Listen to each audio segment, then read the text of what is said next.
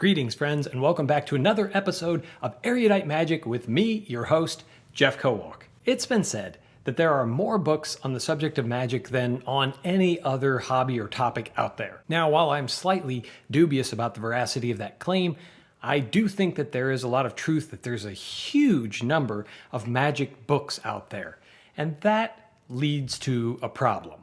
On the one hand, we understand that our time is finite.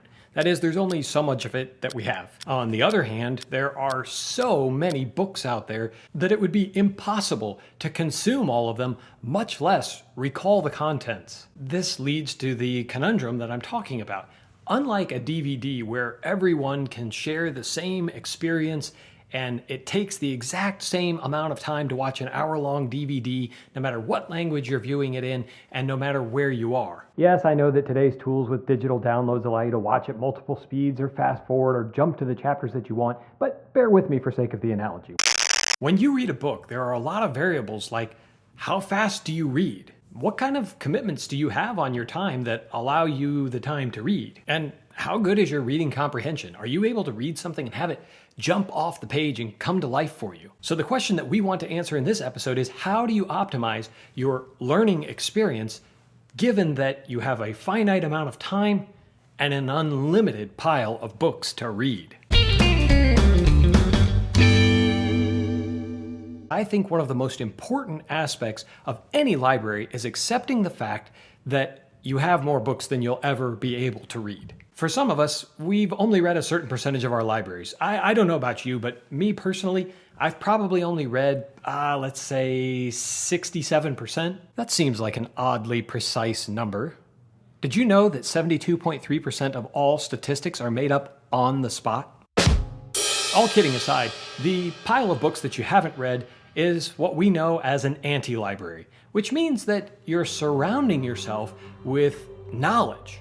Even if you haven't read it, you're putting things around you to remind yourself that there's more out there to learn. Now, we all have those friends, and I have a few in particular who've read almost 100% of the books that they've read. But I don't think that you should be feeling any magician's guilt about your unread books. Instead, embrace your imperfections and figure out what it is that's keeping you from reading them. Now, if you're not hitting the target that you want to hit, that's a different story, and I can help you. If you're not reading what you want to read, the first thing to do is to set a goal for yourself. How many books do you want to get through, or what's important to you in your reading habits?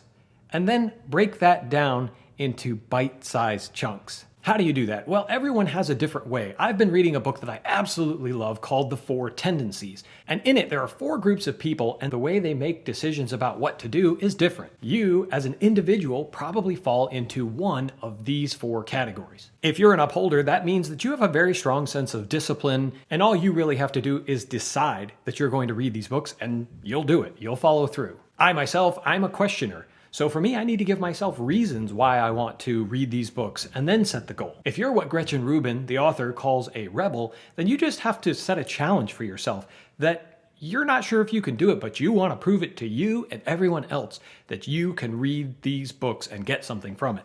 However, the biggest portion of the population is what she calls an obliger. That means you need accountability. So, if you are that type of person, and statistically 41% of you are, then feel free to comment down below with your accountability target.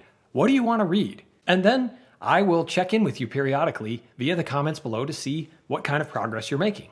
Regardless of how you decide to set goals, because that's very personal, I highly recommend that if you want to achieve something, you have to set a target. And while I just talked about the concept of the anti-library, sometimes that can be overwhelming for some people. So it might help to create smaller stacks of books and isolate them so that you only feel the pressure to read that stack of books. That being said, my wife taught me something a few years ago that it should have occurred to me, but it really didn't. And that is that you can start multiple books at once. You see, I was in a funk. I was reading this book that I didn't really like, and I had a hard time going back to it. No, it wasn't magic related. I told her about how I was having a hard time getting motivated to read, and she explained, well, why don't you just start a different book and put that one to the side? I thought that was an absolutely genius idea. one that had never occurred to me, so it might be helpful to you. Magic books aren't any different than regular books. If you want to start another one, there is no rule that you have to finish the one you started before you begin another one. Once you set a goal for yourself, I feel that it's important to be intentional with your time. Time is that one resource that we have all that there is to have, but we all want more of it, and there's really no way to create more of it. So what we have to do is prioritize. And in my own life, I found that the easiest way to prioritize is to set aside specific time, and because I'm a morning person, I tend to do it when I'm fresh in the morning. I get up slightly earlier than I normally would so that I'll have time to read something before I go to work. Having that time set aside means that I'm not looking to find time when all the other things are accumulating. It could be for you that the time might be best in the evening. Whatever. Just find a time that works for you and then write it into your schedule. Here I am talking about the challenge of getting through books, and yet I'd like to talk about another place where you can get books at great deals, and that's Don's Magic and Books, who's sponsoring this episode. Don has a tremendous selection of books. I find myself going to his website often to check if he has any new inventory because he gets those out-of-print, rare, used books in stock for tremendous prices, and they don't usually last very long. And as if his prices weren't great enough, you can apply the code TROUBLE this week at the website to take 10% off of your order. Don offers free shipping for media orders over $20 in the United States, and I say media because you can also buy DVDs in addition to the books from his website, and he also carries tricks and props, so there's plenty to choose from for almost any taste in magic. Be sure to use that code at the link down in the description to save 10%. Happy shopping and good luck!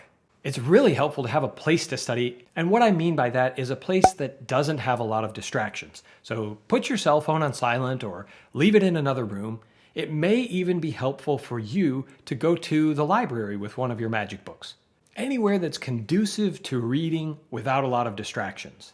Everyone has their own level of discipline on this, so feel free to explore and see what works for you. Another important aspect of intentional reading and getting more out of your library is to have a few essential tools handy. The essential tools in my world are a notebook and a pen, because when you're reading through, if you see something that you like, you have two options. One is to keep some props handy, like a pack of playing cards or whatever it is that you're reading about, so that you can walk through the trick with the props in hand and decide, does it flow with your style, or could you see yourself doing these moves? But if you don't have the props, say you did go to the library to practice and there are other people around, so you're a little self-conscious about pulling out a pack of playing cards, then you really just want to write down the trick and what it is that you liked about it. What caught your eye?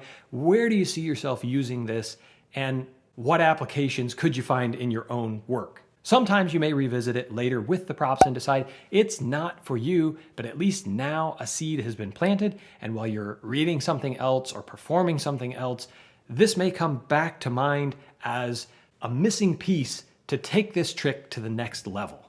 Circling back to those people I talked about who need the accountability, it may be helpful for you to find an older, more experienced magician and ask that person to mentor you so that they will help you focus on what you want to learn. They have a bigger pool of knowledge from which to pull to help you. They can make recommendations for books that you should buy, tricks, props, or even just give you feedback on what you're trying to do. Now, if you're looking for mentors, there are magic clubs, there are places online that you can go. Stay tuned because soon I'm going to be offering a membership to Erudite Magicians, and some of this will include mentors, study groups, tricks, tips, and I'd love to hear from you what would benefit you in a membership, whether that's accountability, study guides, or some sort of discussion group about the books that we're all reading. So let me hear from you about what interests you. If you're not going into debt, hiding it from your family and friends, or otherwise having trouble with relationships in your life, then I think that collecting magic books and reading them is a healthy and rewarding hobby that I know you, as Erudite Magicians, will continue to enjoy responsibly. You know, one more thing is that you really should have everything organized so that you can put your hands on the book that you want. So if you haven't already, check out this video on how I organized my library. As always, my friends, thanks for watching, and until next time, keep reading.